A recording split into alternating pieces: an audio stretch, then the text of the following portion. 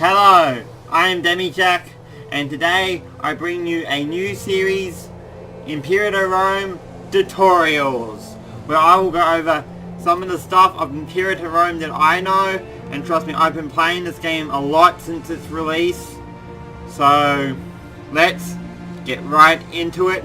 And if you're new to the channel, it's really great to have you. I love new people. Remember to like and subscribe after you watch this video, and now let's get into it. Alright, so as you can see, we have Treasury, which is basically your treasury funds. Your manpower, which lets you build new units. Your military power, which is used for military related stuff. Your civic power, which I'm pretty sure is used for research. Tory power, which is used for fabricating planes and many diplomatic stuff. And religious power, which is used for religious things. I mean, we'll cover religious power in a later video, probably. And stability, which is basically the stability of your government. Now you should, Rome starts at the stability of 1. I don't know if all nations started at a stability of 1, because I've only played 2 nations, Rome and that little province in the corner of England over there. But anyway, then you got the aggressive expansion, which is basically when you take provinces, you get aggressive expansion, and if it gets too high, people get, he's expanding for his own goals and stuff. And tyranny, which is pretty much explains itself. It's tyranny. You do tyranny stuff, you get tyranny. And okay, there's a couple of overlays at the bottom, but like mercenaries, where you can hire mercenaries. You got the characters in your empire. There's a lot of characters for Rome. And then there's your trade overview, where you can see what you're exporting and what you're importing. Then there's decisions. Then there's diplomacy. Now, that diplomacy, you can select ideas. This is very important, because if you get all the matching ideas, let's go here, and you can do it in Nation Overview also. As you can see, there's a red cross here, which is current bonus for matching ideas is inactive. You can basically click here, click the idea you want. We're going to take Martial FOs, which gives a morale of armies by...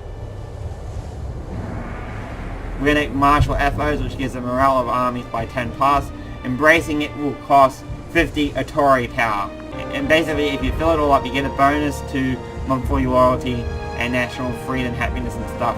Basically, you want, as you can see, it's got the bonus listed on the thing, and it says bonus inactive. You want that bonus, but in order for Rome to get that bonus, they need to spend 150 power. See? But you need the matching ideas. So what you do is you look at whatever symbols up in here, see a Tory ideas, which means you can't go and place a religious idea in a Tory slot, because you're not going to get the matching here. I think you can do it, but you're not going to get the matching idea. And as you can see down here, you can see provinces, and if you highlight over it, it shows you what provinces you rule. Now, for Rome, as with this province, we don't own the whole province, so we only own half the cities in the province, so you have to expand. And basically, as you can see what these cost a Turing power, I believe. It doesn't say. Oh wait, no, it does say. So basically, it costs us 45 Tory power for Rome, and as you can see, changing it as Rome, because changing it as Rome, you get tyranny, because I'm pretty sure everything's got to be passed through the Senate. And as you can see here, it also shows the culture groups. Culture groups are important, but we'll get that in a later video. The religion, which everything is Hellenic, basically. And the type of citizens you got. And your popularity, which give bonuses to Senate influence and monthly tyranny change. Anyway, let's go into some civic power. as you can see, what can I spend civic power on? Well, as I said, you can spend on research. So we've got 200, so we can, and as you can see, research costs us 100 ideas. So you want, we're going to take aggressive protection. It gives a fabricate claim cost of -10. And you get this of saying you basically discovered it. Now it's basically, as I said in my review, you go in and you buy it. It's like a shop. And we've still got 100, so we're going to get another one. You know what? Property tax. Alright.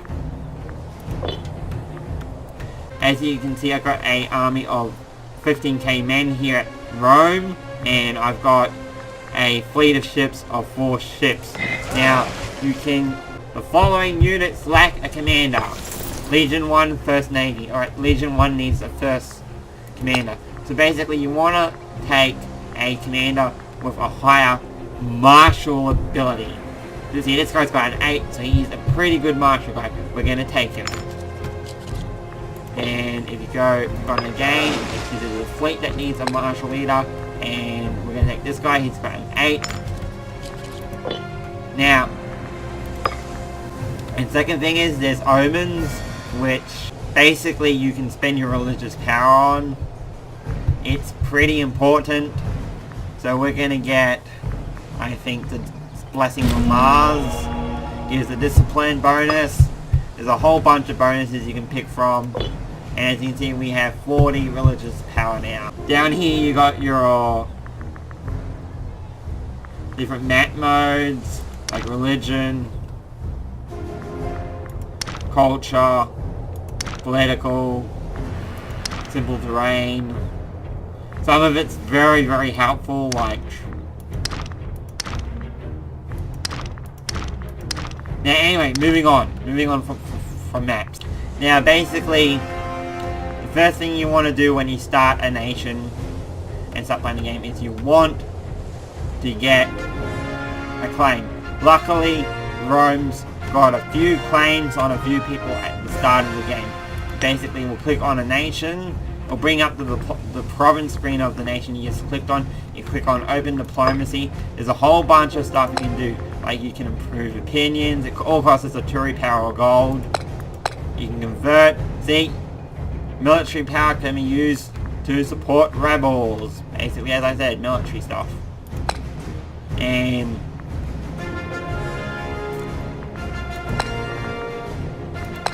Now, thing is... Rome needs to expand, so... I'm going to go through the basics of war in this campaign, in this video also.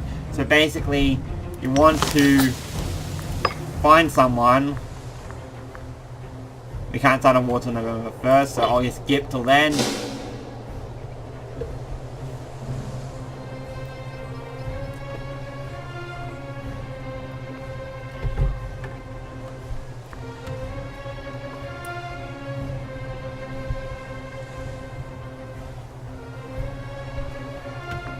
Alright, it's now November 1st, November 2nd to be exact.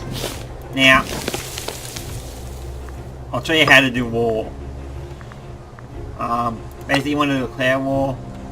As you can see, we don't have a classy bow on them. You need someone with a classy bow. You can call in your own allies. It's okay. It doesn't work like Europa Universalis where you need to earn favors. You can just call them in straight away. We're going to use our claim for Take Apollo.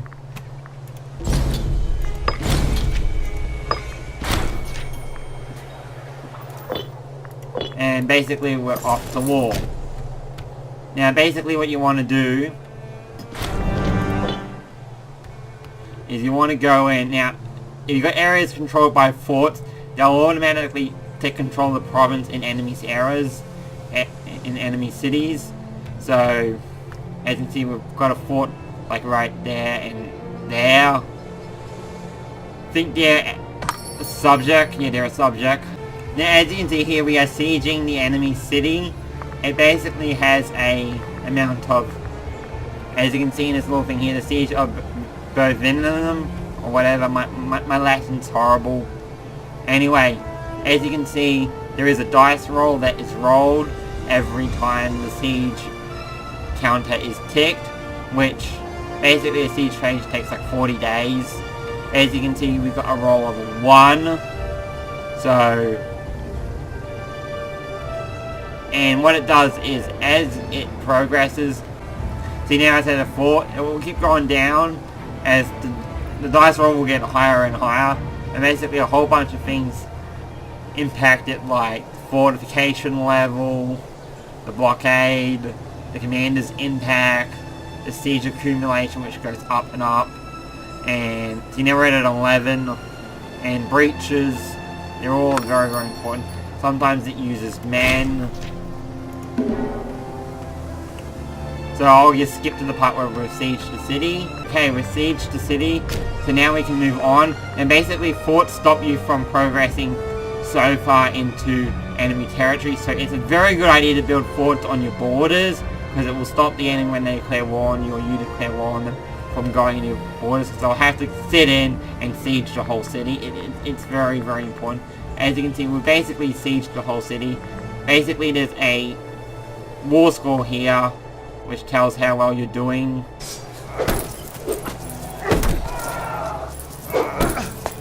Basically, as you can see here, we're getting beaten. Basically, it matters on how much men you got, and the unit types. Unit types are very, very important. It was a very, very close battle, but they must have had... yeah, they got more unit types that are better than us, so they beat us.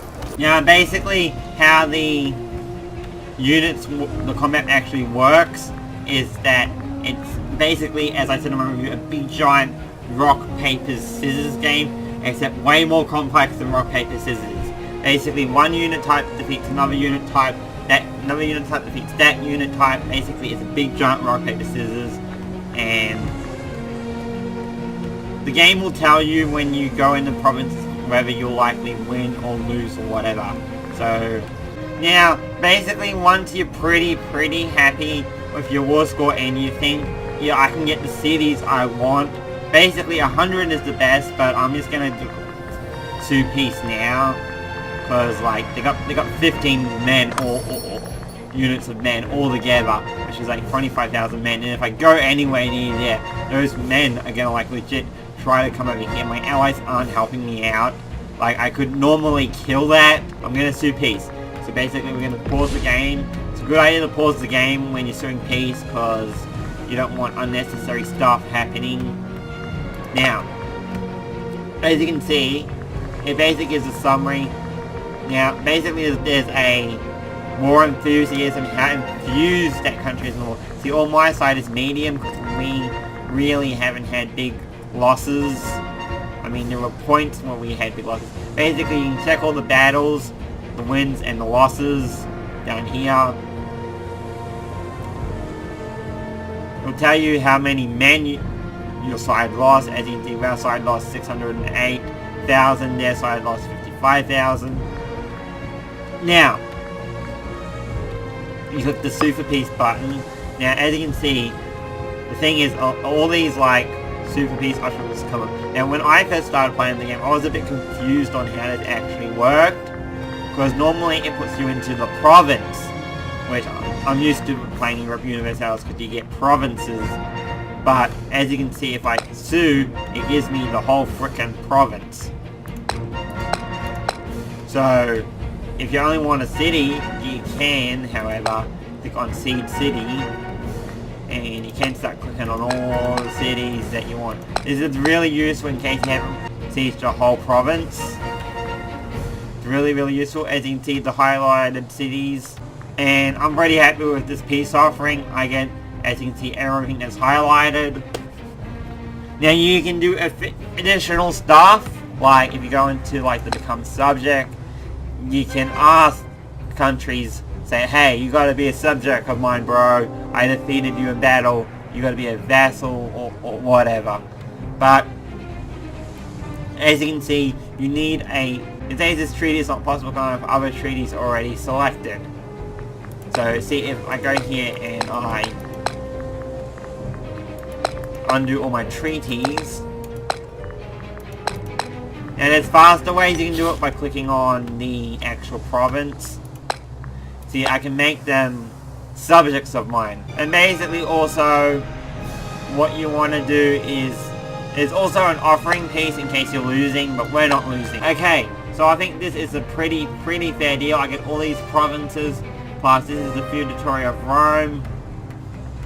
And basically also you want to remember to click down here on the little plus and 0 sign on the pluses and take as much money in. You can, instead of clicking one by one, you can shift click to get 10, shift control click for max, as you can see max. And basically when you're ready to make peace, it will show you the acceptance. Basically there is a positive and there is a negative. Basically the positive means that the higher it is, the more likely it is going to happen, and the negative is the more likely it's going to get declined. And you need one more positive then negative for reasons for an acceptance, and we currently have 20. And when you're ready you can click tick, and then it'll come and saying this will increase your power to regional power. You click are you sure?